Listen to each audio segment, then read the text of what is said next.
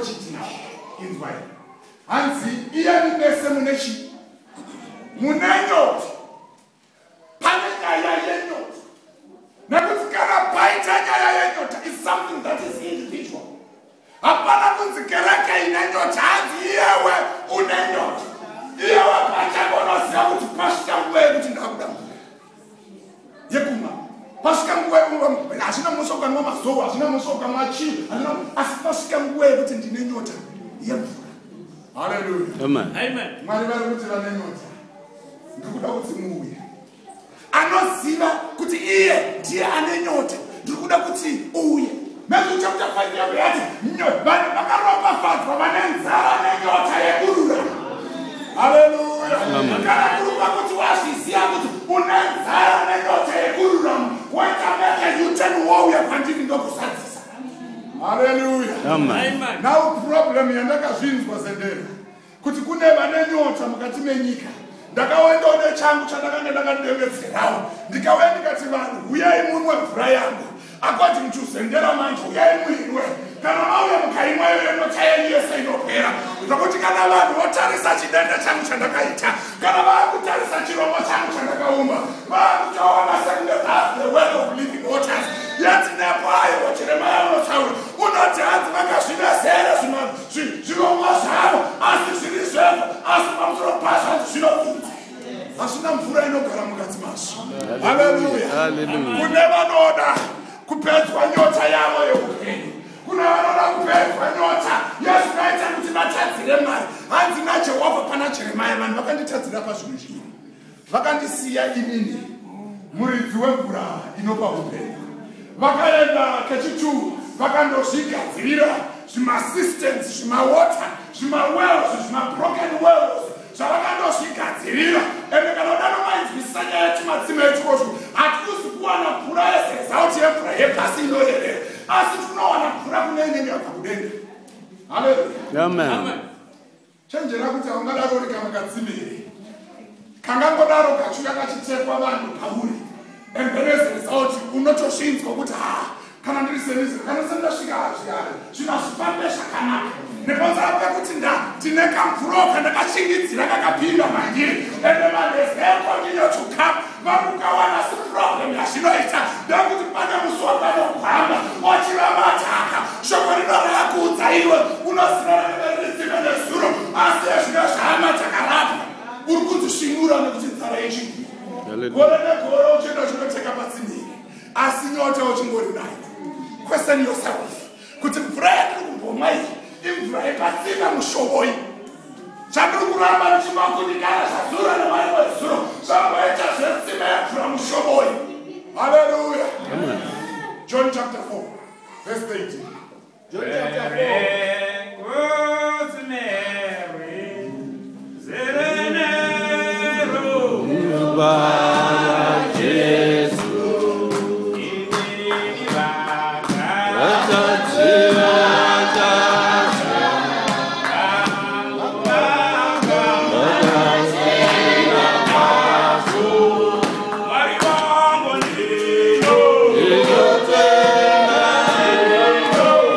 Jehovah.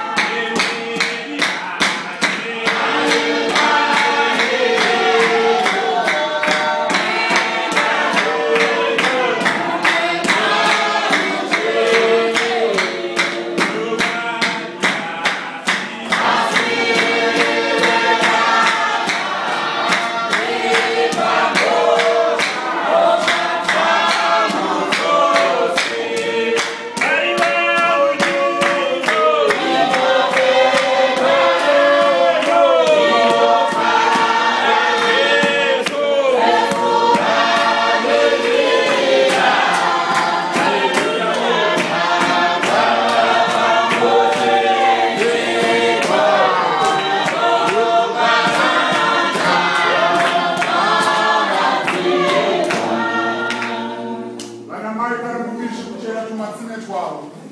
Vana baba vari mubishi kuchera tumatsime twavo. Asi ari kutaura kuti I am the chief source of these living waters. Asi vanhu ndopo voita dzati kuti ayewa. Inini ndoda kuchera napo as long as mapinda mvura. Ndogoya ndichizoudza vanhu zvakomana. Pano paita tsime rerugare. Pano paita tsime roruponeso. Asi nyaya inoda kuti zuva richapisa. Hallelujah. Hakuna mvura ichararamisa inobva patsime. Hallelujah. Amen. Kana paina chinhu chinoita kuti ivhu ritibuke inyaya yekuti hamuna mvura. Pakangopfuura ngoro unoona kaguruva kuti tsvete. Waziva kuti muvhu harina mvura iyi. Pakapfuura akapfumba kana akaona ikaguruva kuti tsvete. Waziva kuti pana madza hapana mvura. Guruva iri kutibuka iyi. Ukatarisa kuna baba vakangonzi gweda kuchurch. Tarisaona guruva inobva ipapo. Wamboziva kuti here is dry soil. Mvura hamuna mukati mababa. Hallelujah. Amen. Mariona mazuva awanda tichibuda guruva wakomana. Hakuna guruva inobva yeblessing. Iripo inotsiya tiburwa kwedu kugwaka ukangoshama unokachidzwa imema. Ukangoshama bedzi unokachidzwa. Kungoshama kereke yese inowa. Kungoshama vana vanobuda nepapo. Imba yese inetaso. Wangoshama chete muromo mumwe chete. Kungoziya kuti mumarriage umu hamuna mvura mune guruva. Asi however ukavabvunza nhoroondo yavo kwavakabva vafamba madistance nemadistance. Asi chiri kuita they cannot identify kuti tsime ratiri kuteka mvura harisiriro tsime racho rinopedza nyota ringasinoupenyu rinopedza nyota pamamarriages edu rinopedza nyota pamaproblems andinawo kubasa rinopedza nyota pamaissues eupenyu. We cannot identify. Isusu kwatiri tsime itsime. Chakangondinakira mvura imvura. Hallelujah. Mwari ngavatsibatsire panyaya ye-the source. Nzara yawo inayo ichokwadi. Dambudziko rauri kusangana naro ndereshuwo. Asi wariri kuda kupedzwa naye ndo pari kuita problem. Nekuti parufanirwa kuona paanopedzerwa matambudziko. Iwe uri kuona zvimwe zvinhu. You are seeing things. Hallelujah. Amen. We are seeing things. Kwatiri mvura imvura. Chero nyanwa zvanoitwa zvakanaka. Mwari vari kuti kwauri une nyota. Pane matsamba vanozotaura kuna Jeremiah kune ivo vanoprofita false water. Kuna ivo vanoprofita yavanoti the living water isingapedzi the problem. Danogera rakanga richipedza matambudziko tisina baba. Umwe nomwe aidzangobva ikoko totaura kuti aiwa handina zvipamba. Asi unonzwa achinzi he was groomed in prison while in behind bars. He was groomed zvokuti 6 o'clock achingobudiswa makuseni 6 o'clock manderu anenge amudzira police station kuenda futi kuti kujela akoromora.